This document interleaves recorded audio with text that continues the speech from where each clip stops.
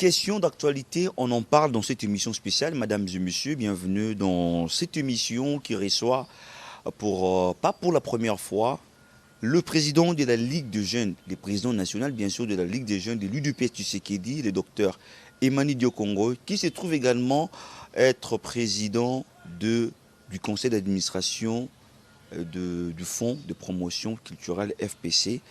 Docteur Emmanuel Diokongo a toujours été avec nous et aujourd'hui, comme je l'ai dit tantôt, l'actualité oblige, il est de nouveau avec nous. Docteur, bienvenue.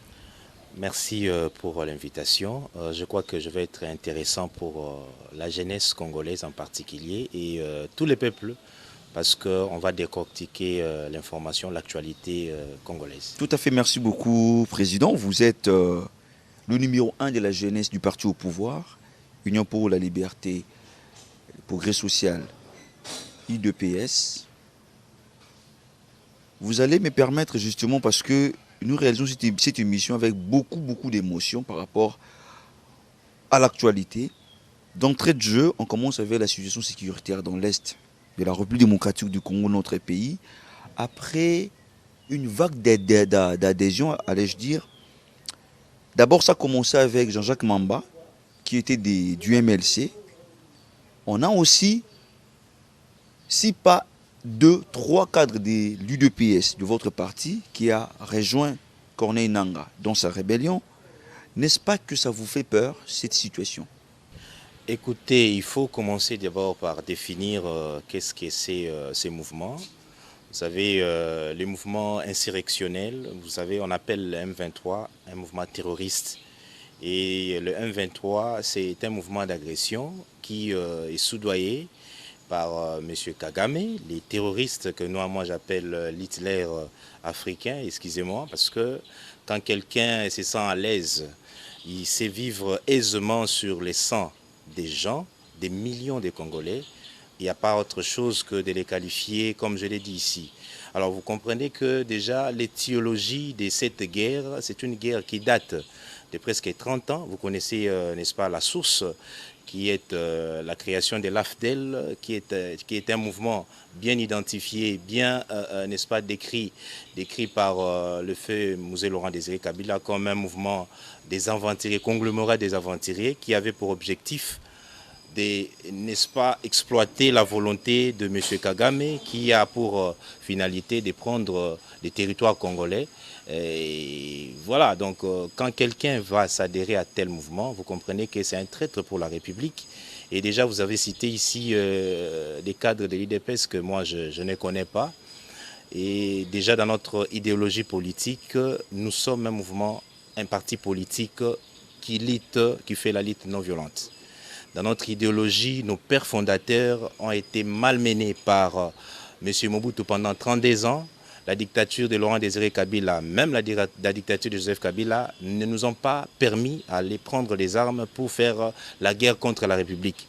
Ça, vous comprenez déjà l'essence, n'est-ce pas, les valeurs de l'UDPS, et un membre de l'UDPS qui s'est dit avoir l'âme du combat ne peut pas, en tout cas, aller dans un mouvement insurrectionnel et surtout pas adhérer à un mouvement qui combat, qui est en train de détruire notre patrie. Le M23, comme je l'ai décrit ici, c'est un mouvement qui vient faire la volonté de M. Kagame, qui a pour objectif la balkanisation de la République démocratique du Congo. Ça, il faut faire la lecture, la bonne lecture, c'est ce que je demande à tous les Congolais d'ailleurs, de faire une bonne lecture, de ne pas être dans l'émotion. Si aujourd'hui les gens peuvent se dire qu'ils sont frustrés par rapport à la gestion de la République par Félix-Antoine Tshisekedi, est-ce que cela leur donne le droit d'aller tuer d'autres Congolais pour avoir le pouvoir? Non, non, non, je ne crois pas, je ne pense pas.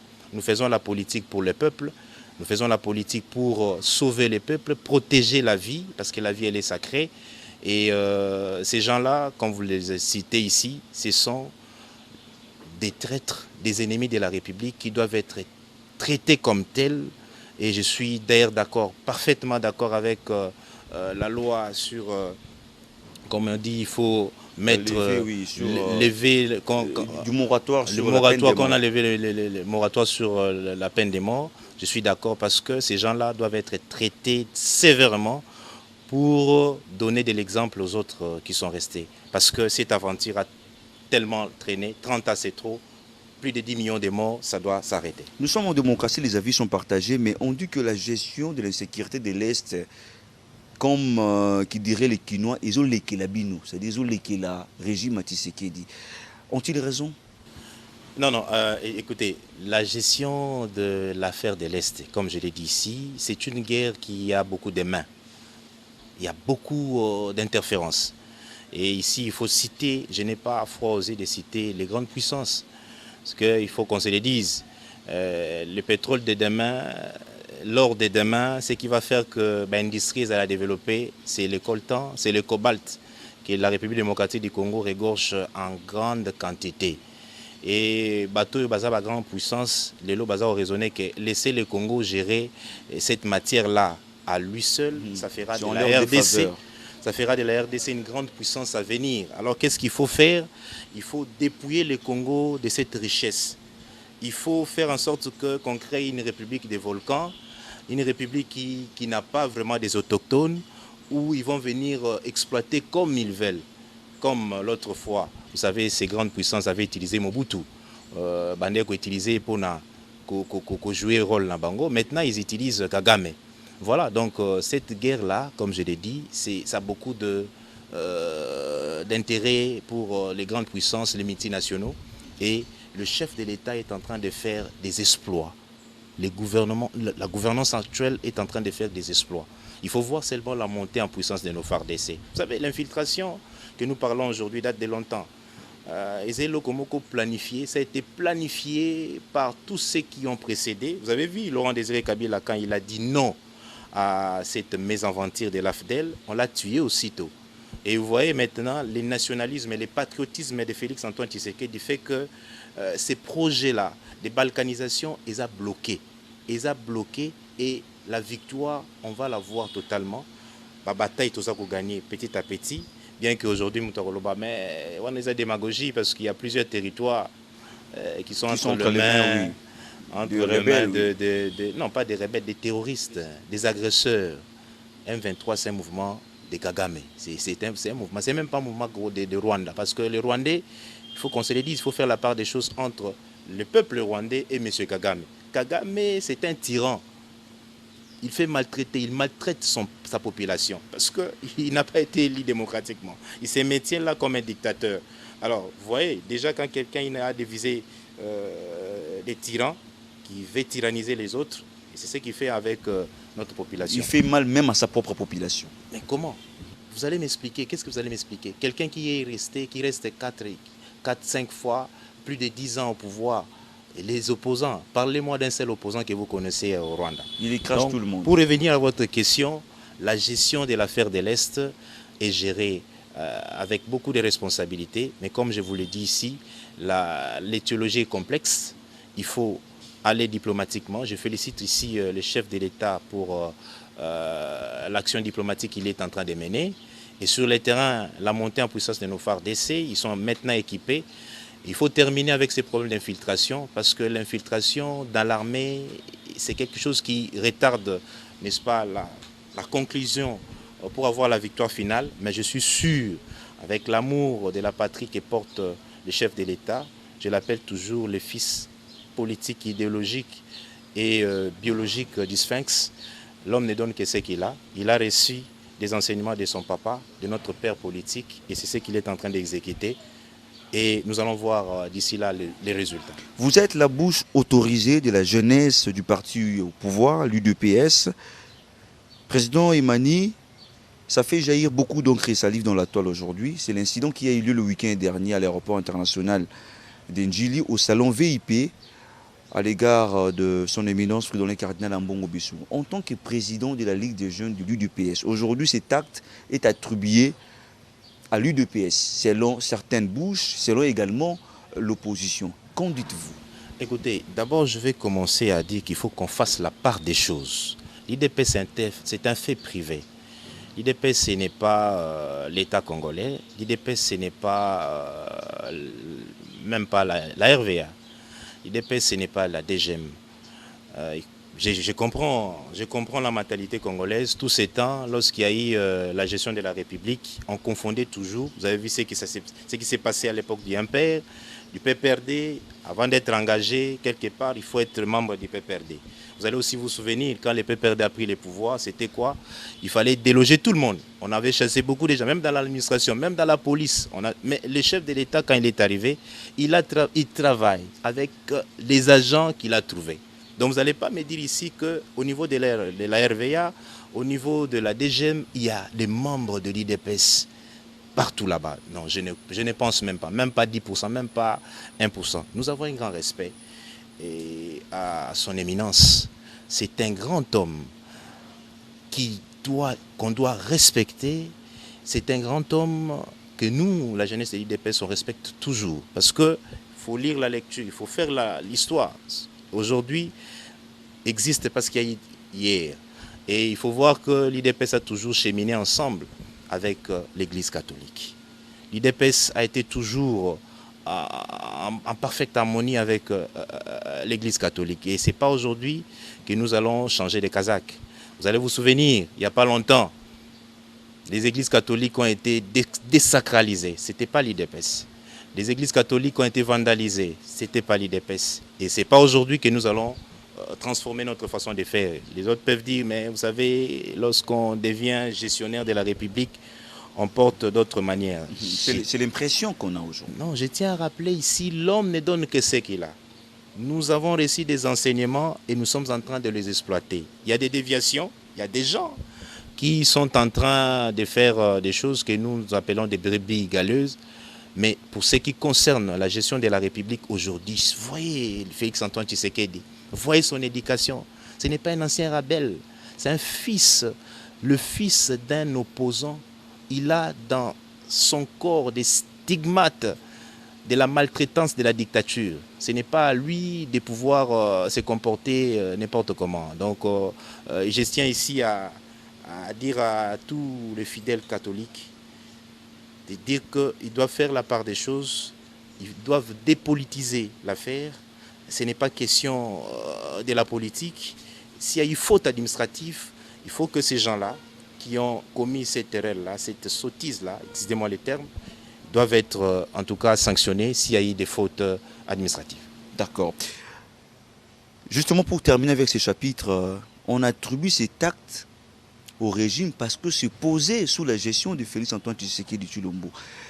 Quelle sera votre version des faits? C'est ce que j'ai dit tantôt, il faut qu'on fasse la part des choses. Félix-Antoine Tshisekedi, ce n'est pas lui qui se trouve à la RVA. Et ici, je tiens à rappeler, connaissant la personne, vous savez, nous on est combattants, je suis combattant de l'IDPS depuis 1997. J'étais encore mineur. Et je connais très bien, je connais en tout cas comment Félix-Antoine Tshisekedi, notre chef de l'État, réagit. Il est ici d'une famille, il est très bien éduqué. C'est un combattant de première heure parce que le combat l'a trouvé dans la maison, dans la famille. Et on l'a imposé le combat pour la démocratie, le combat contre les antivaleurs. Donc il ne peut en aucun cas donner des ordres dans ce sens-là. Et je tiens à rappeler ici, nous, c'est une anecdote, nous revenions d'un voyage, d'une mission du Burundi. Et arrivé à l'aéroport, la DGM, moi en tant que président de la Ligue des jeunes, nous avons été séquestrés. Pour vous dire qu'aujourd'hui, il y a en tout cas la part des choses entre l'État, la chose publique et un parti politique, qu'il soit parti présidentiel ou pas. Nous avons été, parce qu'il y avait des documents qu'on manquait, on nous a ravi nos passeports et j'ai récupéré mon passeport après un mois. Après moi, j'ai récupéré mon passeport. Donc il y a quand même cette démarcation qu'on doit faire, attribuer cet incident ou cette sottise à la volonté de son Excellence, ce n'est pas connaître la personne. Ce n'est pas connaître la personne. Alors, parmi les grandes questions d'actualité, c'est également le gouvernement que les Congolais attendent avec impatience. Vous revenez fraîchement des États-Unis d'Amérique. Lors de votre arrivée, cette question vous a été posée. Aujourd'hui, nous avons une première ministre femme dans notre pays. Depuis, je dirais, l'indépendance de notre pays, ça n'a pas été le cas.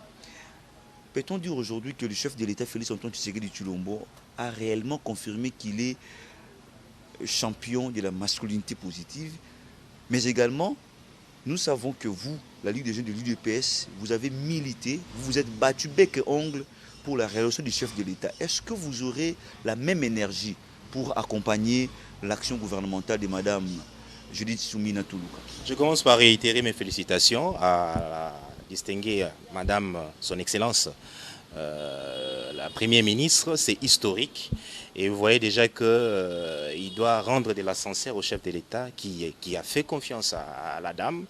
Et vous savez, ici on confirme aussi, je tiens à féliciter le chef de l'État pour son courage politique de pouvoir confirmer, parce que ce sont les actes qui confirment l'homme, ce n'est pas les paroles. Aujourd'hui, l'acte est posé, le chef de l'État a confirmé qu'il est le champion de la masculinité positive, parce qu'aujourd'hui, nous avons une femme comme première ministre de l'histoire de la politique congolaise.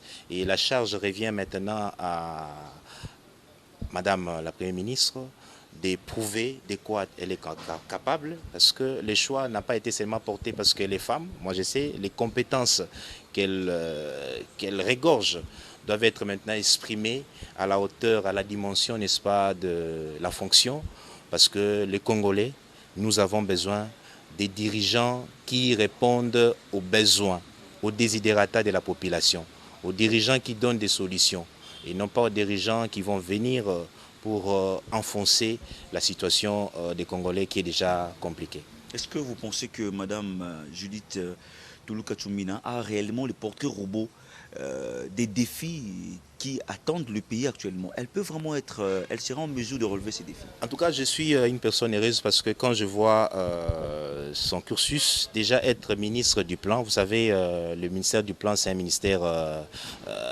qui regorge beaucoup de secteurs, qui regarde presque tous les plans de la République. Déjà avec ces informations qu'il a eues, les connaissances qu'il a eues à travers la gestion de ces ministères-là, je pense déjà ça va être des éléments qui vont la permettre à bien faire les choses et aller avec une vitesse de croisière. Parce que là, il faut agir avec vitesse.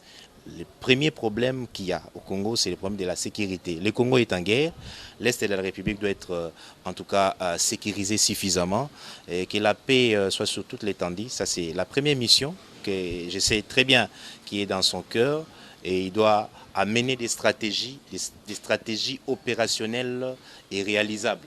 Pas des stratégies qui doivent rester sur papier, mais des stratégies qui sont conformes aux réalités, des stratégies qui répondent aux soucis, comme je l'ai dit, aux desiderata, et donnent la solution à moyen, à court et à long terme. Voilà. La Première ministre peut-elle réellement compter sur l'appui de la Ligue des jeunes de l'UDPS dont vous dirigez, président? Écoutez, nous on est là pour les changements.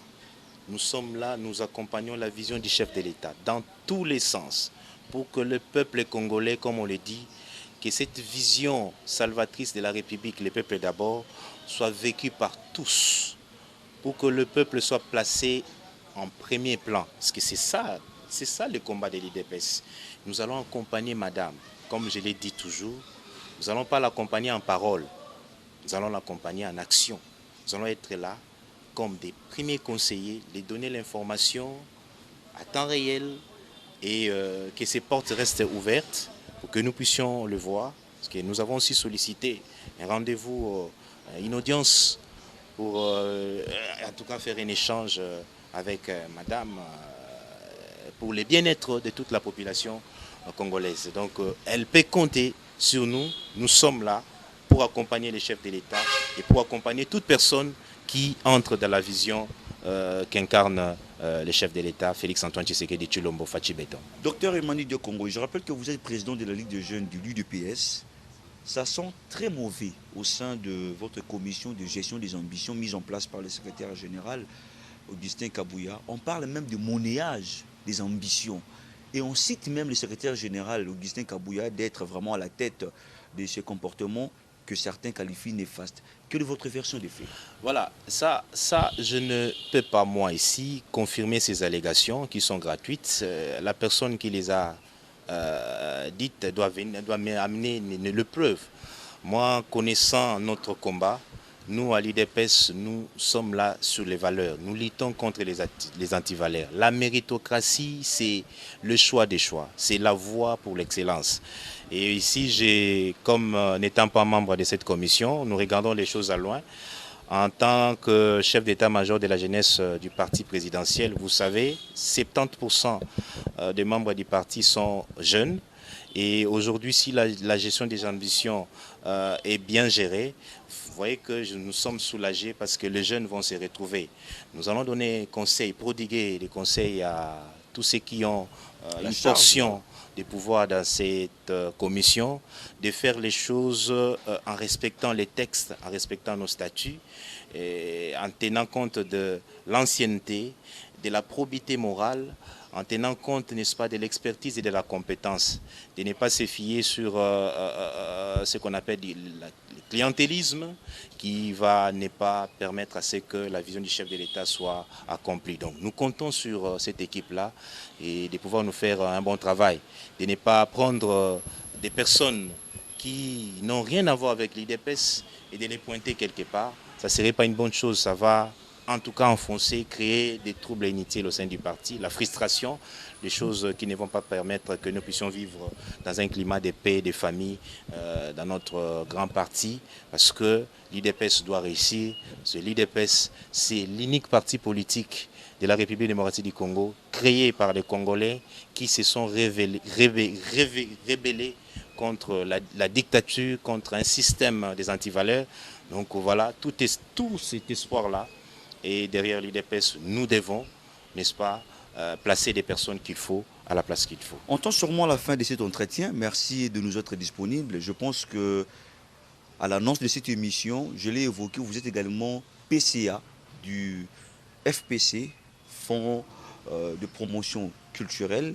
Je pense que si vous nous serez encore disponible à la prochaine émission, nous allons vous recevoir pour parler de cet établissement public. Mais justement, comme on arrive à la fin de cette émission, j'aimerais que vous puissiez lancer un message à la jeunesse congolaise. Et ces messages, je le souhaite en lingala pour atteindre toutes les couches de la population. Voilà, merci beaucoup pour votre invitation. J'espère que j'ai été utile. Et je vous remercie infiniment pour la confiance que vous ne cessez de nous apporter à notre humble personne. Awa naza ko benga ba jeune congolais, nyonso tala ba parti politique ba conflit na biso interne ya mboka ezali kamo. Mais likambo munene ezali bolingwa mboka pe unité ya mboka na biso. Na uti libanda, na uti na États-Unis, na yoki makambo belé sur notre nation. Les gens sont décidés. Batuma kasi bazali décidé déterminé à repanza mboka na biso parce que bazolo ba ete soki mboka na biso tikali na bomoko Congo ekezala mboka moko ya makasi tokobanda ko revendiquer makambo ebele esengeli babotola ba parti biteni ya mboka na biso bitumba boza komona eza bitumba ya Félix Tshisekedi te eza bitumba ya IDPS te eza bitumba ya parti Songolo Pakala te eza bitumba ya baluba ya bangala ya baswahili ya ba Congo te eza bitumba ya Congo ya Congolais nyonso soki lelo Kagame azui est ya République nazo bisabino ke bokomona pe kuna na Angola ba frontalier ba pays frontalier nyonso ba koma ko senga eteni lobi nango to koma peuple moko sans terre esengeli na biso bilenge tozali faire de lance ya mboka to telemasi ya mokonzi ya mboka o azali congolais. Je tiens à les rappeler ici, congolais à 100%. Azali na mabele mususu te azana intérêt ya ko battre la Congo to pesa ye maboko Total kaka o ezali ba faiblesse na été mais total la mo bitumba munguna uti libanda à côté libiso munguna yango komona ye Kagame na ba bazana sima na ye boyebi bango bamusuba yebi bango te mokoleko ya na koya kotanga bakomba batu wana nyonso to sunga mokonzi ya mboka to sunga mboka na biso oyo aza bozomona azokende kosangana na bato M23. Comprenez que c'est un traître à cracher sur la lutte ya ba père il y a indépendance en mboka na biso a craché sur ba leader nyonso ya minene ya mboka na biso parce qu'il y a lingi mboka na biso epanzana to sangana parce que tozaka na mabele na biso comme première richesse. Je vous remercie. Je rappelle que nous avions reçu pour vous le docteur Emmanuel Diokongoy, président national de la Ligue de jeunes de l'UDPS Parti au pouvoir, qui a toujours été disponible pour nous. En tout cas, une fois de plus, président, merci d'avoir répondu positivement à notre invitation. C'est moi qui vous remercie. Et à vous, chers téléspectateurs, merci de nous avoir suivis. Le président a promis qu'il sera encore avec nous pour parler cette fois-là de l'entreprise dont il est PCA. Je dirais bien le Fonds pour la promotion culturelle FPC. Et il me reste justement vous souhaiter bonne suite des programmes sur votre chaîne et suivez-nous également sur toutes les plateformes digitales. À très bientôt.